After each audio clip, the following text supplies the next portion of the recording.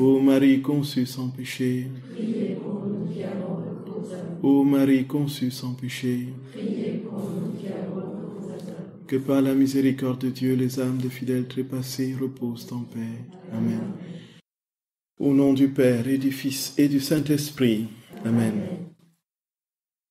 Chers frères et sœurs bien-aimés, nous avons parlé tout à l'heure du royaume qui vient infailliblement, et dans lequel nous pouvons déjà commencer à vivre en rendant présent Dieu au tréfonds de nos âmes, en lui donnant la primauté et la domination sur les instances des trois facultés de l'âme, en le laissant imprégner les cellules de notre être dans l'infiniment petit de ce que nous pouvons vivre. Frères et sœurs bien-aimés, le Seigneur nous dit que ce royaume est maintenant en acte. Ce qui veut dire quoi? Ce qui veut dire qu'il est effectif, là c'est le premier sens. Et le deuxième, c'est qu'on l'obtient par des actes. En acte. Alors, cet acte, frères et sœurs bien-aimés, c'est ce que nous allons essayer de comprendre à partir de maintenant. Je ne sais pas combien de fois ça va. Pour que le royaume advienne, il faut poser des actes dans la divine volonté. Et les actes, frères et sœurs bien-aimés, ce doit être des actes de Dieu lui-même. Et c'est pourquoi on parle de la divine volonté comme dans la sainteté de la divine volonté, c'est la sainteté des actes, les actes de Dieu. Ici, tout simplement parce que Dieu nous a donné, dans notre condition humaine, spirituelle, physiologique, psychologique, un ensemble de mouvements et d'actes qui sont posés soit consciemment, soit inconsciemment. Il n'y a pas de possibilité pour nous, en étant vivants, de ne pas poser des actes, même quand nous dormons, même quand nous sommes, n'est-ce pas, dans un état d'impassibilité, pas d'impossibilité, d'inconscience peut-être, ou dans le coma, alors que nos organes continuent à fonctionner, ou encore dans des conditions, je ne sais pas de quelle nature, de sommeil, ou voilà. Nous sommes toujours en acte, c'est pourquoi nous sommes en vie. Nous sommes en acte parce que nous sommes en vie. Nous sommes en vie parce que nous sommes en acte continuel. Donc si il n'y a plus d'acte dans l'être humain, qu'il soit conscient ou inconscient, il n'y a pas de vie, donc c'est la mort. Donc même quand nous dormons, nous sommes en acte. Le sang qui circule, le cœur qui continue à battre, la respiration, ce sont des actes. Voyez, frères et sœurs bien-aimés. Et quand Dieu veut prendre possession de tout notre être et remplir ce que nous sommes pour que nous soyons sa véritable copie, il faut que tout en nous, que ce soit spirituel ou physique, soit imprégné et investi par sa présence. C'est pourquoi Jésus dit, frères et sœurs bien-aimés, que même dans les actes petits et inconscients, on peut produire des vies divines qui sont sa propre vie. C'est absolument inouï, frères et sœurs d'amour. C'est absolument inouï. Et cela veut dire quoi très concrètement? Cela veut dire que nous avons une conception de la vie d'union à Dieu et de son intimité qui passe par un ensemble d'actes spirituels à poser. Je vais à la messe, je prie le chapelet, je fais ma prière d'infusion, ou bien je fais d'autres prières ou d'autres dévotions, ou je fais, voilà, ainsi de suite. Ou je suis devant le Saint-Sacrement, j'adore, ainsi de suite. Et là, nous considérons que nous avons posé des actes spirituels avec Dieu parce que nous étions en sa présence, parce que nous pensions en lui en ce moment. Et alors, on se dit, voici, j'ai pris 3 heures de prière aujourd'hui et je suis vraiment très imprégné par rapport au moment où je prends seulement 1 heure ou une demi-heure. Je suis plus imprégné en 3 heures de temps de prière que, voilà. Et on calcule ainsi notre transformation en Dieu en fonction du temps que l'on consacre pour les activités spirituelles. Mais même si nous avions, frères et sœurs bien-aimés, 23 heures par jour de prière sur 24, qu'est-ce que nous aurions véritablement pu donner de parfait à Dieu dans ce qu'il est, dans son immensité, la plénitude de son amplitude, pardonnez-moi le terme. Qu'est-ce que ces actes-là auraient pu, même si nous avions 23 heures de prière par jour, bien sûr, c'est 23 heures de prière avec notre manière d'être et prier, avec des distractions, et quand on dit 23 heures, il faut soustraire au moins 20 heures. Voyez un peu. Qu'est-ce que cela aurait été véritablement par rapport à l'éternité bienheureuse de Dieu? Rien, frères et sœurs bien-aimés, rien. Absolument rien. Absolument rien. Alors Jésus dit, si vous n'aviez que des actes spirituels à me donner, vous m'en donneriez très peu. Très très peu. Très très peu. C'est pourquoi je veux m'investir dans tous vos actes, y compris humains, naturels, manger, boire, dormir, marcher, bouger, regarder, ainsi de suite. Des actes conscients dont vous avez conscience et les actes inconscients dont vous n'avez même pas l'idée en temps normal du fonctionnement. Le cœur qui bat, n'est-ce pas, le systole, distole du cœur, frères et sœurs bien-aimés, est-ce que vous le sentez en temps normal? Sauf si vous avez couru, sauf si le cœur est malade. Le sang qui circule dans nos veines, c'est tout un mouvement, un flux continu, une dynamique, un mouvement ininterrompu. Et alors, frères et sœurs bien-aimés, Jésus dit, dans ces actes inconscients, la respiration, inspirer, expirer, il veut venir se loger pour que tout ce que nous faisons, même inconsciemment, produise sa propre vie et étende son éternité sur les âges. C'est immense, frères et sœurs bien-aimés, immense. Ce que nous disons, Divine Volonté, viens respirer dans mon souffle, viens circuler dans mon sang, viens faire battre mon cœur. Voyez, viens faire battre mon cœur. Oh là là. Et alors, pour comprendre ce que c'est que cette vie dans la Divine Volonté qui saisit tous nos actes naturels ou spirituels, petits ou grands, conscients ou inconscients, il faut comprendre d'abord la nature de l'acte divin. C'est quoi un acte de Dieu? Frères et sœurs bien-aimés, le Seigneur nous donne des précisions. C'est-à-dire, pour que ce royaume se forme en nous, c'est le royaume des actes. D'abord, l'acte de Dieu est parfait. Est parfait. C'est-à-dire que quand vous allez respirer, la respiration, dans l'inspiration ou la respiration, c'est Dieu qui sortira de vous. Ce sera un acte parfait. L'acte inconscient sera un acte parfait. C'est inouï. C'est fou. C'est fou, mon Dieu. Ça donne du tournis, du vertige. Voyez, frères et sœurs bien-aimés. Et voici que Jésus dit très clairement, et sans parler des actes conscients, vous dites un bonsoir, un bonjour. Dans le bonjour que vous dites, la Trinité vient prendre place, vient se loger dans le bonjour. Votre bonjour devient éternel. Vous retrouverez ce bonjour au ciel. Après que ce bonjour ait circulé dans les âges de tous les temps, que ce bonjour est sanctifié et divinisé, et christifié et transfiguré. Voyez ça, mes très chers. Et alors, l'acte, allons écouter ce que le Seigneur dit au sujet de l'acte parfait. Il y a un passage au tome 11 du 21 septembre 1913. Il dit, toutes les choses que la créature fait dans ma volonté, prière, action, pas, etc., acquièrent les mêmes qualités, la même vie et la même valeur que si c'était moi qui les faisais. Maintenant, ma fille, écoute quelque chose de très beau, qui n'est pas encore compris par les créatures. Les choses que l'âme fait avec moi et dans ma volonté sont comme mes propres choses, en même temps que les siennes. Par l'union de sa volonté avec ma volonté, ce qu'elle fait participe à ma puissance créatrice.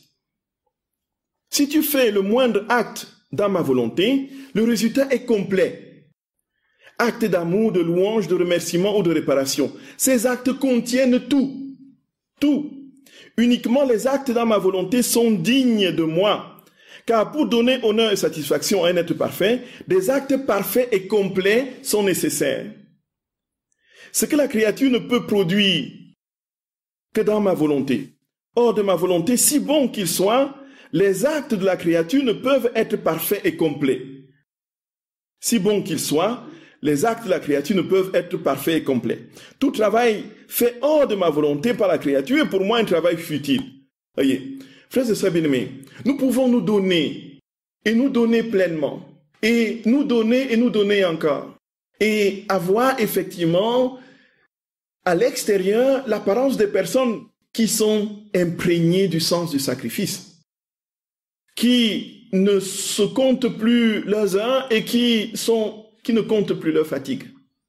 Et voici que, à l'extérieur, tout est beau, absolument magnifique. Et parfois, nous sommes portés par une forme de philanthropie qui porte ces actes extérieurs de charité. Et en ce moment, frères et sœurs bien-aimés, on dit, voici à l'extérieur, voici celui-là, c'est un saint. Celui-là, c'est un saint. Et alors que nous avons au fond un intérêt propre caché, peut-être même inconscient, insidieusement logé dans l'acte, qui fait que cet acte-là, même aussi faramineux soit-il dans l'ordre de la charité et dans l'exubérance de sa magnificence, est pour Dieu absolument maigrichon et insignifiant, même si tu ne portes pas l'amour. Ça ne peut pas être parfait et complet. Donc l'acte parfait et complet n'est pas dans les fruits extérieurs, dans la manifestation extérieure de sa visibilité. L'acte parfait et complet, c'est quand c'est Dieu qui l'a fait. Voyez, frères et sœurs bien-aimés, vous avez dit un bonjour dans la divine volonté, et le bonjour a été imprégné du divin, c'est le bonjour de Jésus. Ce bonjour est devenu éternel parce que la Trinité est venue se loger dans le bonjour, comme nous allons le voir. Et vous aurez, avec un bonjour, fait plus que tous les organismes caritatifs du monde qui nourrissent des continents. Voyez un peu. Qui nourrissent, qui relèvent des gens des ruines de tremblements de terre. Voyez ça? C'est fou! Ça donne du vertige, frères et sœurs bien-aimés. Là où humainement, il y a nécessité effectivement de se porter au secours de l'autre avec tout ce que ça peut comporter, le Seigneur dit, ces actes-là, ils sont bons à l'extérieur. Mais quelle est l'intention qui porte ces actes-là, qui les charrie? Quelle est l'intention? Seul Dieu peut poser un acte parfait et complet. Il n'y a pas moyen de faire autrement. Dieu ne peut pas, frères et sœurs bien-aimés, se donner autrement que ce qu'il est. Autrement que ce qu'il veut se déployer. Il n'est que plénitude, il se déploie en plénitude. Il n'est que totalité, il se déploie en totalité. Il n'est que perfection, il se déploie dans des actes parfaits. Voyez, frères et sœurs bien-aimés. Et ce faisant, si nous avons posé cet acte, même le cœur qui bat, si nous avons dit à Jésus de venir battre dans notre cœur, le cœur qui bat va de loin produire une vie de plénitude dans les temps et les espaces, dans les éternités, infiniment plus grand que ce que nous aurions pu mobiliser avec toutes les forces caritatives du monde, avec tout ce que ça peut comporter comme lutte d'intérêt et autres. Et Jésus dit donc l'acte divin est un acte complet et parfait. Tout travail fait hors de ma volonté par la créature est pour moi un travail futile, dit Jésus. Tout travail fait hors de ma volonté par la créature est pour moi un travail futile. Ouh. Il y a de quoi nous décourager un peu. Ça veut dire tout ce que j'ai fait là, c'est futile? Non, il ne faut pas comprendre les choses comme ça. Il faut ça bien aimé. C'est futile par rapport à la perfection de Dieu. Voyez un peu. C'est-à-dire que le Seigneur attend de remplir une citerne d'eau. Voyez un peu. Alors nous avons en un acte rempli la citerne d'eau. Un acte divin, parce que tout est complet, tout est parfait. Et les actes que nous avons posés, parce qu'il y avait après, voilà, en fait, il ne m'a même pas dit merci. Alors que je lui ai fait telle chose, il ne m'a même pas remercié. Il ne m'a même pas adressé un regard. Il n'a même pas, alors que je fais telle chose pour elle. Alors que, ainsi de suite. Voyez, l'intention était bonne au départ. On veut aimer et manifester son amour pour l'autre. Et puis on arrive au constat douloureux, je serais bien aimé, qu'au fond, lorsque l'autre, mon acte, n'est pas apprécié à sa juste valeur, alors ce que je fais, c'est quoi? C'est de me chagriner de ce que je n'ai pas été apprécié. Donc il y avait même un... Alors qu'au moment où je le posais, je ne pensais pas ça. Hein? C'était tout généreux. Mais là, avec l'ingratitude en face, je me dis, je lui ai fait ça. Donc en fait, inconsciemment, on attendait qu'il y ait au moins un retour. Ainsi de suite. Donc Jésus dit, cet acte-là, ce n'est pas annulé. Donc vous n'avez pas rempli la citerne, vous avez apporté peut-être un gobelet, une bouteille d'eau pour verser dans la citerne. Là où mon acte remplit d'emblée la citerne. Oui, un peu, frères et sœurs bien-aimés. Les actes sont complets. Et puis, continue Jésus, ce que la créature ne peut produire que dans ma volonté. Hors de ma volonté, si bon qu'il soit, Les actes de la créature ne peuvent être parfaits et complets. Tout à fait, voilà. Alors, ces actes aussi, dit Jésus, parce qu'ils sont parfaits, ils sont infinis et éternels. Immenses, infinis et éternels. Il le dit, frères et sœurs bien-aimés, au tome 12 du 8 janvier 1919. Ma volonté a le pouvoir de rendre infini tout ce qui entre en elle et de transformer les actes des créatures en actes éternels. Tout ce qui entre dans ma volonté devient immense, éternel et infini, perdant ses caractéristiques d'être petit, d'avoir eu un commencement et d'être fini.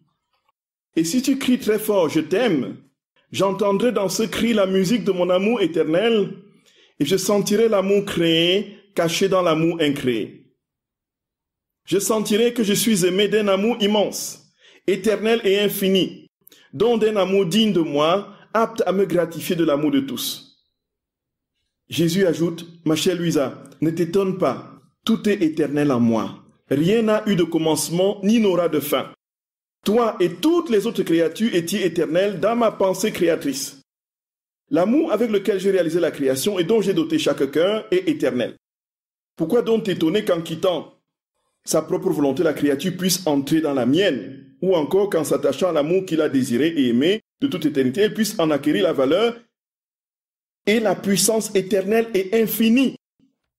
Votre bonjour a une puissance éternelle et infinie. Pourquoi? Parce que c'est rempli de Dieu. C'est rempli de Dieu. Il contient Dieu. Cet acte contient Dieu. Dont le principe de la distinction entre la substance et l'attribut qu'on a en Dieu, ici disparaît. Puisque Dieu, dans ce qu'il est pleinement, il se donne dans ce qu'il fait. Là veut dire quoi, frères et sœurs bien-aimés? Quand Dieu parle, il est dans sa parole. C'est bien ça. Et d'ailleurs, le prologue de Jean le dit. Au commencement était la parole. La parole était avec Dieu. La parole était Dieu. Quand Dieu agit, il est dans ce qu'il fait. S'il respire, à supposer qu'il ait de respiration, puisque Dieu est un esprit, pur esprit, il sort de sa... Quand il parle, il sort de sa parole. Quand il agit, quand il pense, il sort de sa pensée. Et nous l'imaginons en nous pleinement. Il a pris toute la place en nous. Il va parler en nous. Il va regarder en nous. Il va marcher en nous. Ce seront des actes divins de Dieu lui-même. Et il ne sera pas simplement un petit morceau de Dieu dans le pas que nous aurons fait. Dans le bonjour que nous aurons donné, ce ne sera pas un petit morceau de Dieu.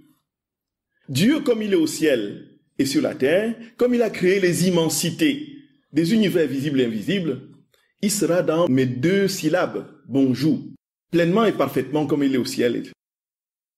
Nous imaginons, nous voyons, nous comprenons pourquoi nous créons. Dieu multiplie ses vies en nous. Comprenez un peu. Et combien avons-nous de bonjours au cours d'une existence? Combien avons-nous de respiration au cours d'une journée? Combien avons-nous de battements de cœur, de systole, dystole? Combien avons-nous de marches, de pas combien avons-nous de mouvements? Dieu sort de tout cela dans les moindres détails, dans la perfection de ce qu'il est, en se déployant dans sa plénitude. Vous comprenez, frères et sœurs bien-aimés, pourquoi la divine volonté, c'est vraiment la vie du ciel sur la terre. Vous comprenez pourquoi maintenant? Tout simplement parce que rien, même pas la petite cellule de notre corps, n'est en dehors de la présence de la vie de Dieu. Il a tellement tout saisi en nous que même dans les petits cheveux là que nous avons coupés depuis combien de fois, c'était imprégné de la présence de Dieu. S'il était venu, parce que nous entrons dans son humanité. C'est la sainteté de l'humanité de Jésus. Nous entrons dans son humanité, nous épousons pleinement son humanité, il nous donne en partage sa divinité. Voyez? Et voici que, frères et sœurs bien-aimés, nous comprenons pourquoi aussi le principe des reliques, là, ça me vient là. Dans Actes au chapitre 19, je crois, on dit je ne sais pas quel passage, les vêtements qui avaient touché le corps de Paul guérissaient les malades. Vous voyez un peu. Alors les reliques là, l'Église a la tradition des reliques. Mais comment comprendre qu'une relique continue à agir alors que la personne n'est plus? C'est juste parce que ça a touché son corps. Qu'est-ce qui s'est produit, frères et sœurs bien-aimés? Voilà un exemple type, voilà la plénitude de la vie dans ce qu'il fait, La relique d'un saint guérit les gens. Alors qu'il est mort depuis longtemps, on sort son, voyez, un morceau de tissu qu'il a touché, va... Tout simplement parce que ces êtres étaient, au sens propre du terme, imprégnés de Dieu. Imprégnés de Dieu. De sorte que ce qu'il les touchait quelque chose de Dieu, touchait le corps de Dieu. Et à plus forte raison, quand nous sommes totalement, parfaitement investis dans les cellules les plus reculées de notre être. Quand saint François d'Assise avait fini, frères et sœurs bien-aimés, sa prière sur le mont Alverne après ces 40 jours qu'il avait passés en prière, ce temps conséquent dans le jeûne et la prière, et lorsque il va adresser cette prière au Seigneur, Seigneur, que la force brûlante de ton amour absorbe mon âme, afin que je puisse mourir par amour de ton amour, toi qui as daigné mourir par amour de mon amour. Lorsqu'il fait cette prière, frères et sœurs bien-aimés, il voit donc cet ange ailé qui descend, avec au cœur, justement, le crucifix de notre très saint Seigneur, qui vient l'enserrer et l'embrasser. Et alors, frères et sœurs d'amour, ce qui va se passer et se produire est tout simplement, lorsque la vision disparaît, saint François se rend compte que dans son corps tout entier, dans ses mains, ses pieds, son côté, le Seigneur avait laissé les marques de son amour, les stigmates de la passion. Il était donc devenu un petit Jésus. On le descend de la montagne de l'Alverne. Lorsqu'il arrive, n'est-ce pas, avançant vers la petite chapelle de Notre-Dame des Anges, il y a les foules qui, ayant appris le miracle et ayant appris, ça va très vite. On attendait Il Santo. Et on met les malades sur son passage. Frères et sœurs bien-aimés, frères et sœurs d'amour. Lui qui est complètement, totalement absorbé dans la prière, dans l'union intime au Seigneur, porté par ses frères qui essayent autant que cela est possible de lui éviter la douleur du fait de ses blessures. On dit son ombre qui passait sur les malades. L'ombre, frère et sœurs bien-aimés, c'est pas une manière de parler. L'ombre de saint François guérissait les malades. Imaginons cela, puissance infinie, dans la vie, dans la divine volonté. Les ombres imprégnées de Dieu. C'est fou, frères et sœurs bien-aimés, c'est fou. Et Jésus dit très clairement, frères et sœurs bien-aimés, ces actes-là, ce sont des actes éternels, infinis et parfaits. Et donc, Jésus dit très clairement que ces actes-là, ce sont des matériaux. Ce sont des matériaux dans lesquels, frères et sœurs bien-aimés, il vient prendre forme et s'investir. Et comment est-ce que ça se réalise? Il s'agit effectivement d'un acte, comment on dit, d'infusion. On parle justement d'infusion. Nous sommes là au cœur de cette vérité. L'infusion, frères et sœurs bien-aimés, c'est avoir au sens propre du terme. Quand nous infusons le thé, quand nous infusons, n'est-ce pas, la tisane dans de l'eau, qu'est-ce qui se passe? Il y a la dissolution de la substance que nous avons dans le sachet, dans l'eau. Vous voyez un peu ça. Mais en même temps, vous voyez bien qu'il n'y a plus de substance pure. Il n'y a plus d'eau pure. Vous êtes d'accord? Mais les deux sont tellement mélangés qu'on ne peut plus les séparer. Vous êtes d'accord? On ne peut plus séparer l'eau de la tisane ou du thé. Mais en même temps, on sait bien que ce n'est plus de l'eau pure et que ce n'est plus de la tisane pure. Les deux, on les distingue. On sait qu'il y a de l'eau et une autre substance. On les distingue, mais on ne peut plus les séparer. C'est ça la vie dans la divine volonté. L'infusion. Nous ne disparaissons pas en Dieu. Nous sommes infusés en lui. Et on peut le distinguer nettement avec nous, mais on ne peut plus nous séparer. Et donc, les actes que nous posons sont des matériaux dans lesquels la vie divine vient s'infuser. Vous voyez, frères et sœurs bien-aimés. De sorte que, ici, Jésus dit à Luisa Picaretta, frères et sœurs bien-aimés, au tome 35, du 30 janvier 1938. Il dit, les prodiges que mon fiat opère dans l'acte de la créature qui vit en lui sont inouïs. Lorsqu'il voit qu'elle est sur le point de l'accomplir, mon fiat court prendre cet acte entre ses mains. Il le purifie, le façonne et l'investit de sa lumière. Puis il regarde pour voir si cet acte peut recevoir sa sainteté et sa beauté, pour voir s'il peut l'enclore dans son immensité, et s'il peut laisser s'écouler en lui sa puissance, son amour. Une fois qu'il a fait tout cela, parce que rien ne peut manquer à son acte, il l'embrasse, il l'étreint et s'épanche tout entier sur lui, avec un amour et une solennité indescriptibles. Il prononce son fiat omnipotent et crée un autre lui-même dans cet acte. Frères et sœurs bien-aimés, comprenons jusqu'où la chose va, et ça va nous dérouter. Pardonnez-moi, je veux le dire, parce que c'est Jésus qui le dit. Dans la transubstantiation, qu'est-ce qui se passe à l'autel? Jésus vient prendre possession du pain. Vous êtes d'accord?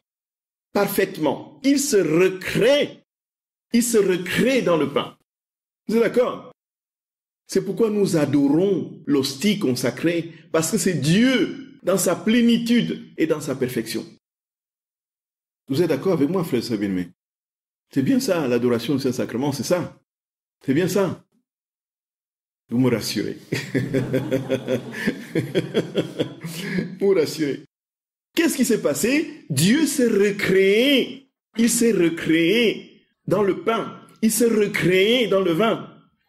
Et d'ailleurs, Luisa Picaretta contemple ce moment où solennellement, notre très saint Seigneur, frères et sœurs d'amour, va subitement prendre cet air de majesté et dans la lumière de sa gloire, il va se recréer, alors qu'il est présent, il va se recréer dans le pain pour parler de la première Eucharistie, l'institution de l'Eucharistie.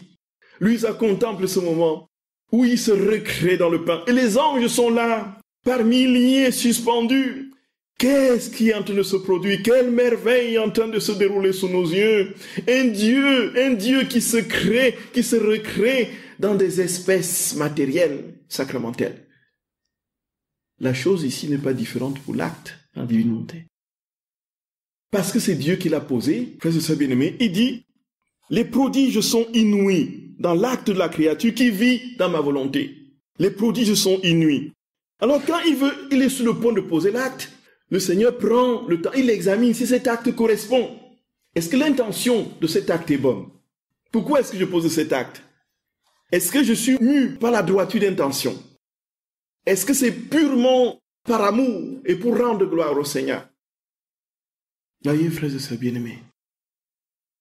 Et quand il voit que les conditions sont remplies, alors il prend l'acte, il le purifie pour le reste de choses qui ne... Alors qu'est-ce qu'il fait? Il vient se recréer dans l'acte. Il vient se recréer dans l'acte. Il vient se recréer dans l'acte. Comme il se crée et se recrée dans le Saint-Sacrement de l'autel. Et c'est pourquoi nos actes, frères et sœurs bien-aimés, sont divins. Donc il infuse sa vie. Il dit, il le purifie, le façonne et l'investit de sa lumière. Puis il y regarde pour voir si cet acte peut recevoir sa sainteté et sa beauté. Pour voir s'il peut l'enclore dans son immensité. Et s'il peut laisser s'écouler en lui sa puissance, son amour. Une fois qu'il a fait tout cela, parce que rien ne peut manquer à son acte, il l'embrasse, il l'étreint et s'épanche tout entier sur lui. Avec un amour et une solennité indescriptible, il prononce son fiat omnipotent et crée un autre lui-même. La Trinité vient se loger dans votre bonjour. Votre bonjour devient Trinité. Votre clignotement d'œil devient Trinité. Le pas que vous marquez l'un après l'autre de manière inconsciente devient Trinité. La parole, le souffle devient Trinité. La respiration devient Trinité. Nous imaginons les trinités qui jaillissent de nous au quotidien, si nous sommes pleinement alimentés. La difficulté, c'est que nous n'y sommes pas encore pour pouvoir produire ce que Jésus décrit. Vous êtes d'accord avec moi, frères et sœurs bien-aimés? Vous êtes d'accord avec moi? Qui est encore? Qui est déjà? Voilà. Jésus dit que le moment venu, ce sera ça. Parce qu'il n'y aura plus une seule once de péché dans l'âme humaine. Dieu va se multiplier dans tous les actes. C'est inouï. C'est inouï. C'est inouï. C'est inouï, frères et sœurs bien-aimés. C'est inouï. C'est inouï. Waouh. Waouh, waouh, waouh. Mon Dieu, mon Dieu, mon Dieu. Et les cieux deviennent tout attentifs. C'est exactement ce qu'on lit dans l'institution de l'Eucharistie. Voyez, les cieux sont attentifs. Quand Dieu vient, frères et sœurs bien-aimés, nous imaginons que le ciel transporte, la Trinité porte tout le ciel. Tous les anges, tous les saints, tous les esprits célestes réunis par milliards en quantité infinie, ils sont portés, ils sont au sein de la Trinité. Et nous imaginons que quand la Trinité vient se loger dans un acte, alors nous imaginons tout le tournoiement, tout le festin autour. Et puis, Jésus dit très clairement que les cieux deviennent tout attentifs lorsque ma volonté est sur le point d'opérer dans l'acte de la créature. Ému, émerveillé, ravi, il s'exclame, est-il possible qu'un Dieu, 3 fois saint, avec sa volonté, aime au point de se créer lui-même dans l'acte de la créature? Comment est-ce que c'est possible qu'un Dieu 3 fois saint, qu'il aime autant? Un amour déraisonnable, un amour fou, un amour insensé. Comment je veux manifester à la créature mon amour? Je viens dans son souffle me poser avec tout mon ciel et toute ma plénitude. Je viens dans ses battements de cœur me poser. Je viens dans tout son être me poser. Je viens même dans les cellules de son corps me poser en Trinité. Au point où même un vêtement qui touche mon corps, oui, et puis après ça continue à faire des miracles. C'est inouï, c'est inouï, c'est inouï. Voyez, frères et sœurs bien-aimés.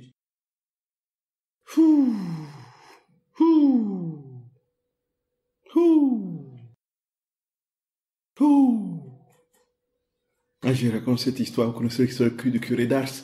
Et donc vous savez qu'on avait extrait son cœur, qui est dans une chapelle à Ars, la chapelle du curé d'Ars, qu'on peut encore voir et vénérer là. Bon, ce cœur, le cœur du curé d'Ars, qui est une relique précieuse, comme c'est le Centre international de prêtres, lui, qui est le patron des curés du monde, alors les prêtres viennent là, puis les évêques passent là aussi, à Ars régulièrement. Et puis il y avait un évêque aux États-Unis qui était de passage. Vous connaissez l'histoire, je raconte ça tout le temps. Vous connaissez l'histoire, non? Ah d'accord. Oh, c'est la première fois que ça arrive. Parce que j'ai tellement peu d'histoires à raconter que je ressasse les mêmes choses tout le temps. Et puis, voici que le curé d'Ars, frère de sœur bien-aimé, son cœur qui était extrait au moment où on l'enterrait, est donc dans une sorte de reliquaire.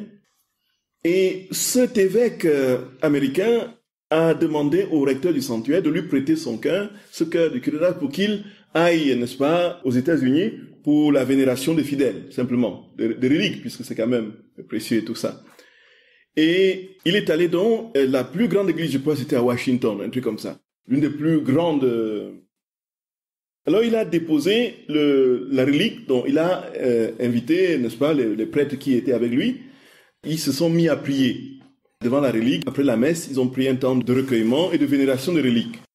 Voilà qu'il y avait à la messe 3 ou 4 fidèles qui étaient là, qui traînaient. Il y a un fidèle qui a demandé de se confesser. Et puis, un prêtre s'est rendu disponible, et puis il a commencé à le confesser, et le deuxième dit « je veux me confesser », le troisième dit « je veux me confesser », puis il y a des gens qui entraient à l'église, là, à ce moment-là. Donc, et puis, ils voient les gens, ils vont, et « je veux me confesser, je veux me confesser, je veux me confesser », sans savoir comment ça s'est produit, l'église s'est remplie,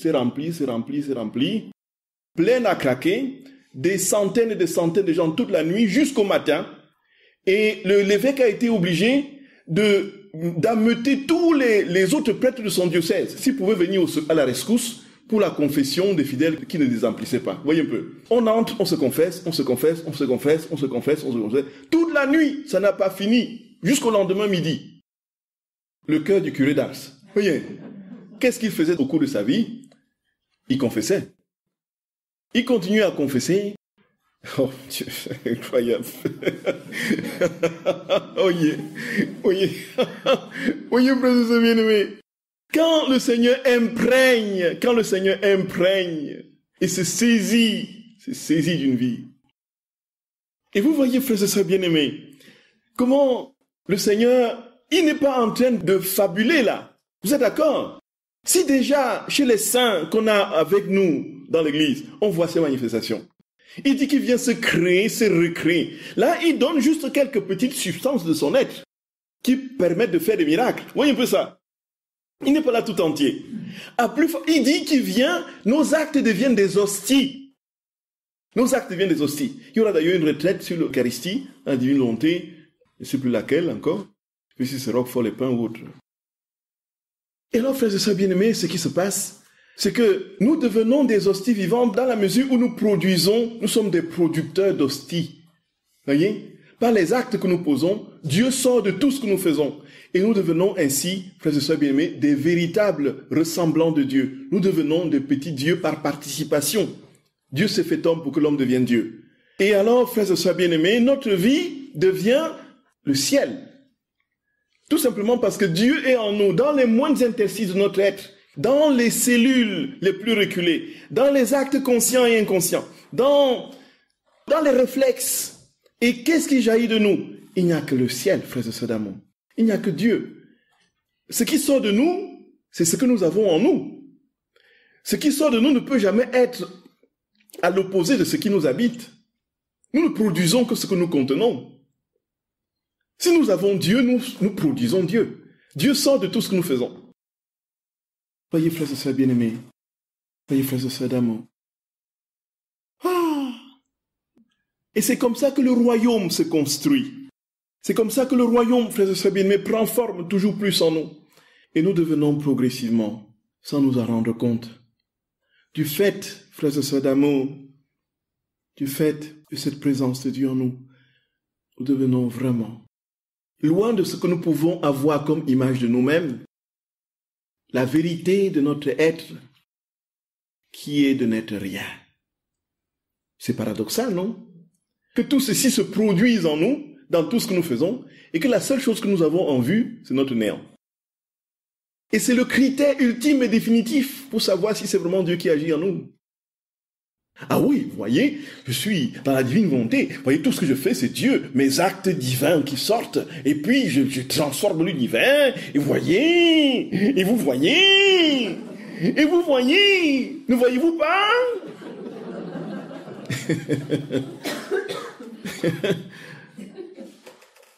Ah là là, c'est le signe que là, il n'est pas encore là. Il n'est pas encore là. Je n'ai devant moi que mon néant. Je n'ai devant moi que mon néant.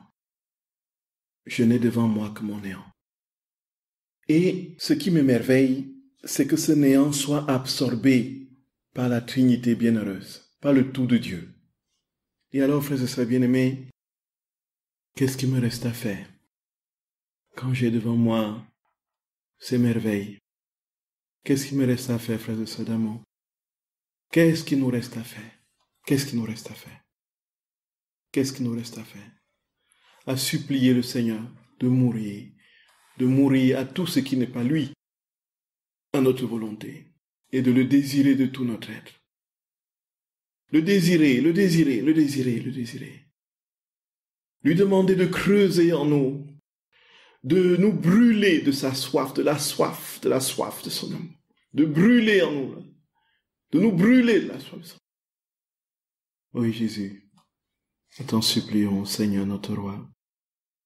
T'en supplions, Jésus, tu vois jusqu'où nous marquons les pas à reculons et jusqu'où notre volonté est immédiatement portée à éclipser la tienne. Seigneur, nous t'en supplions humblement, Jésus d'amour. T'en supplions, Jésus bien-aimé. Accorde-nous de t'aimer, toi seul, gratuitement, Seigneur, sans aucun autre appui, sinon toi. Et accorde-nous, nous t'en supplions, notre Dieu, d'avoir une seule ambition. Une seule ambition. Vivre pour toi, mourir pour toi. Pour que, en chacun de nos actes, aussi infinitesimaux soient-ils, tu produises ta vie. Et ainsi, au fur et à mesure de ces actes que tu auras réalisés dans nos pauvretés, dans notre néant, tu seras à même de rapprocher toujours plus le ciel de la terre et de faire venir ton règne. Nous avons confiance en toi, Jésus. Nous avons confiance en toi. Nous t'aimons, Seigneur. Nous t'aimons. Nous voulons te dire que nous sommes prêts à aller jusqu'au bout en mourant par amour pour toi, Seigneur, si tu nous conserves ta grâce. Et tu le feras parce que c'est ta volonté. Sois béni, Jésus. Sois béni, Seigneur. Sois béni. Je vous salue Marie, pleine de grâce. Le Seigneur est avec vous. Vous êtes bénie entre toutes les femmes, et Jésus, le fruit de vos entrailles, est béni. Sainte Marie, Mère de Dieu, priez pour nous pauvres pécheurs, maintenant et à l'heure de notre mort. Amen. Au nom du Père, du Fils et du Saint-Esprit. Amen.